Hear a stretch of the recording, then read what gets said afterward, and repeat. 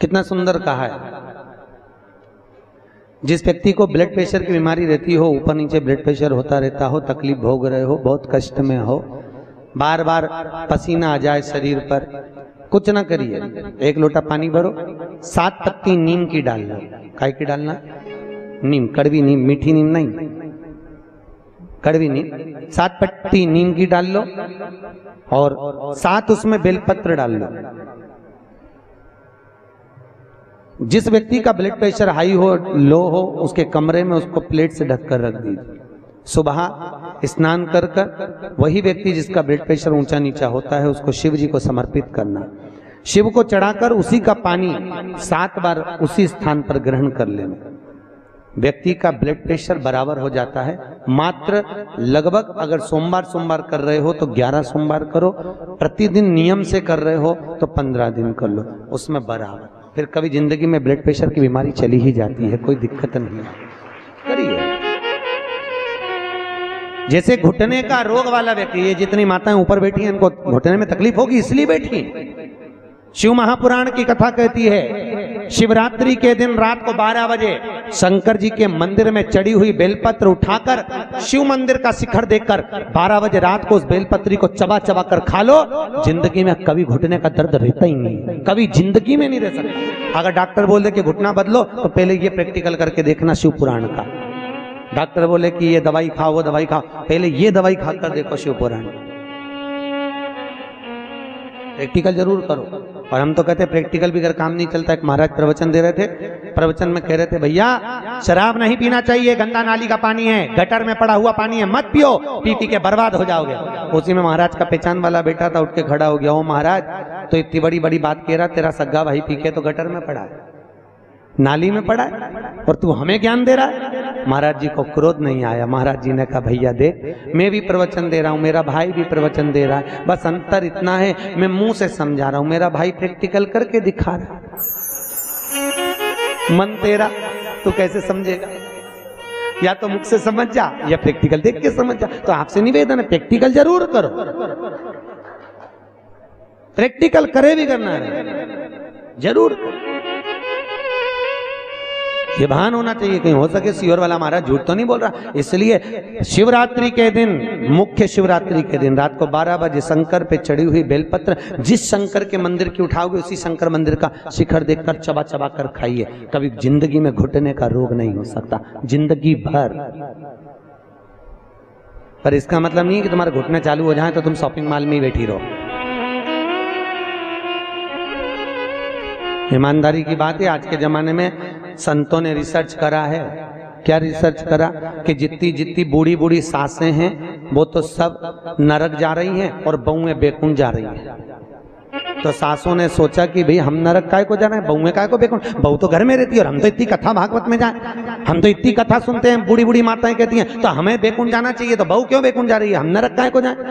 तो संतों ने रिसर्च करा कि जितनी बूढ़ी बूढ़ी माताएं कथा में जाती हैं, इन सबको घर की याद बनी रहती है। मैं फ्रिज में दूध रख के आई, ना जाने क्या कर रही होगी, क्या पता, क्या मालूम क्या कर रही होगी, छोरा आया होगा, रोटी बनाई होगी कि नहीं बनाई होगी। और जितनी घर में बहुएं रहती हैं, वो उनसे कोई भी पूछता कि मम्मी कहाँ गई? अरे सालेसर भवन में शिव महापुराण की कथा चल रही है, अग्रवाल जी करा रहे हैं। अच्छा, आज कथा का दूसरा दिन है, सियोर वाला महाराज आया, उसे कथा की बात बहू कर रही, और बूढ़ी बूढ़ी अम्मा यहाँ बैठ के दूध और चाय को याद कर रहे। इसलिए भगवान ने कहा, तू नरक वो स्वर्ग जा। इसलिए निवेदन है आपसे, मन, चित्त, वृत्ति, बुद्धि सब शिव में लगा कर बैठो। हर हर। अरे हाथ तो उठाओ, दीनबंधु दयालु। अगर तुम हाथ नहीं उठाओगे, वो उठा लिया तो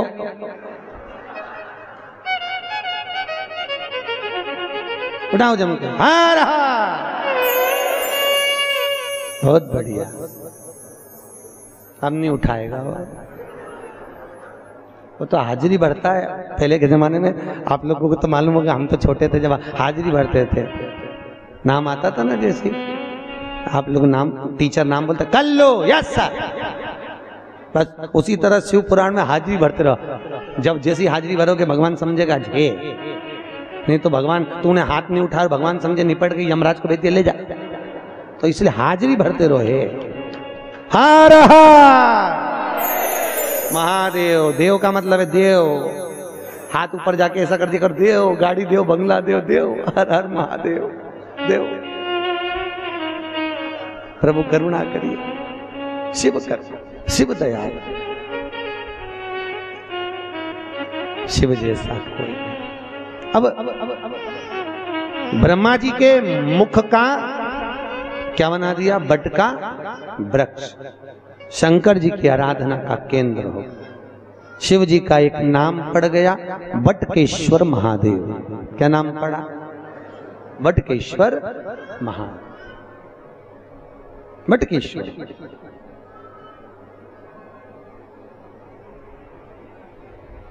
बटकेश्वर महादेव। शास्त्र कहता है जिस व्यक्ति को जीवन में कोई चर्म रोग हो गया हो, चमड़ी का कोई रोग हो गया हो, गाय की गोबरी, गोबरी जानते हो? अलूनी गोबरी। अलूनी गोबरी का मतलब एक कंडा अलग बात है, उसको थाप थाप के बनाते हैं गोबरी को।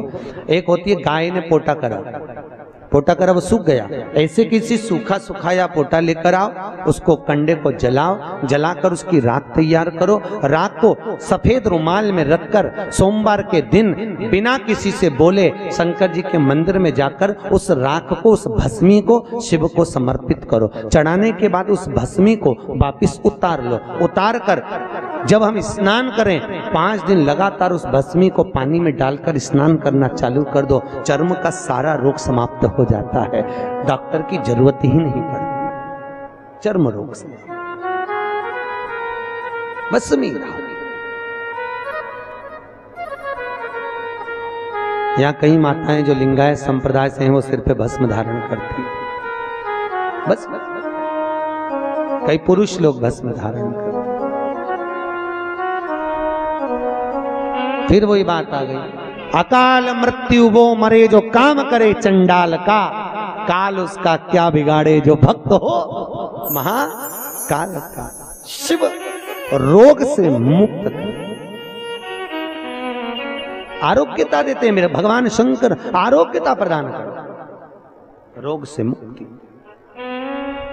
त्र्यंबकम यजामहे सुगंधिम पुष्टिवर्धनम।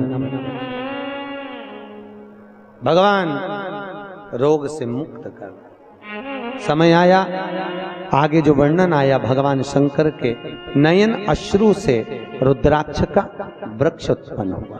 क्या उत्पन्न हुआ? रुद्राक्ष।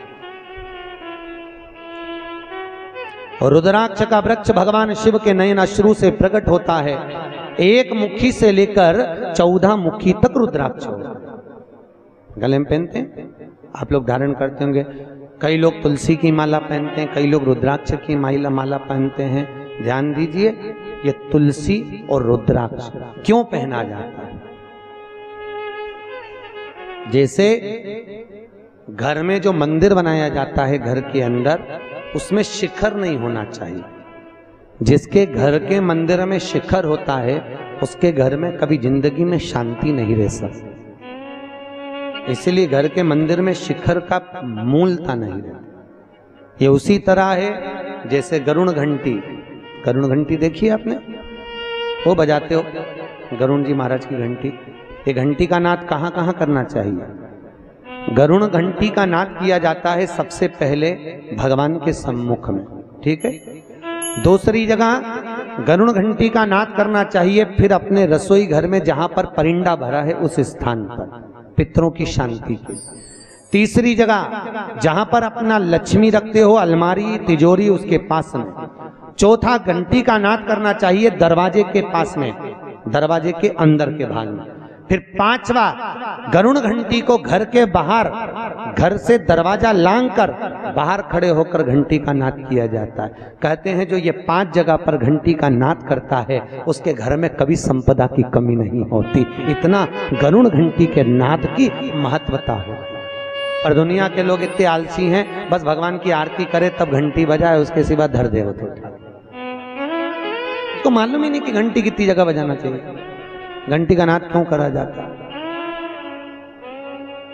गरुण घंटी के जैसे घर में रखा हुआ शंख अगर खाली है तो हमारे घर में रखा हुआ शंख अगर खाली रहेगा तो लक्ष्मी आएगी और जाएगी, लक्ष्मी टिकेगी नहीं। इसलिए घर में जिसके घर में छोटा सा भी शंख हो तो उसमें कटोरी में रखकर या कोई स्थान पर कलश पे रखकर उसमें पानी भरना चाहिए। अगर शंख में पानी नहीं है तो घर में लक्ष्मी नहीं, शंख कभी खाली नहीं।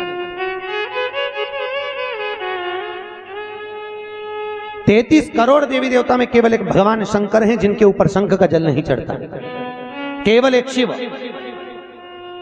शंकर के ऊपर शंख का जल नहीं चढ़ता, क्योंकि शंकाचूर राक्षस को भगवान शिव ने मारा था और शंकाचूर राक्षस की हड्डी से शंख जाति का निर्माण हुआ था, इसलिए शंख का जल शिव जी पे नहीं चढ़ता। शास्त्र कहता है जो भूल से भी शंख का जल शंकर को समर्पित कर देता है 1000 ब्राह्मण की हत्या के बराबर उसको दोष लग जाता है, इसलिए शंख का जल शंकर को समर्पित नहीं। जिस व्यक्ति को नलियां चौक हो गई हों, डॉक्टर ने बोला बाईपास कराना पड़ेगा, उसको कुछ नहीं करना चाहिए। 7 बेर, बेर जानते हो क्या बोलते हैं यहाँ पर? बेर, बेर बोलते हैं। 7 बेर प्रत्येक शिवरात्रि को शंकर जी के ऊपर समर्पित करना चालू कर दो। 7 बेर, जिंदगी में कभी बाईपास कराने की जरूरत नहीं पड़ेगी, केवल 7 बेर। उसमें से 1 बेर 7 बेर चढ़ाओ, 1 बेर उठा के लाओ और वो व्यक्ति को खिला दो जिसको बाईपास के लिए डॉक्टर ने बोला। फिर दूसरी बार चेक करवाना, वो खुद कह देगा कि बाईपास की जरूरत ही नहीं है, नाड़ियां क्लीन है एकदम, अटैक की बीमारी नहीं होती, हार्ट अटैक नहीं आता उस व्यक्ति जिसने प्रत्येक हर महीने की शिवरात्रि पर 7 बेर शिव को समर्पित करना चालू कर दिया, उसको कभी अटैक नहीं आ सकती, हार्ट अटैक की बीमारी नहीं। हमारा शिव दयालु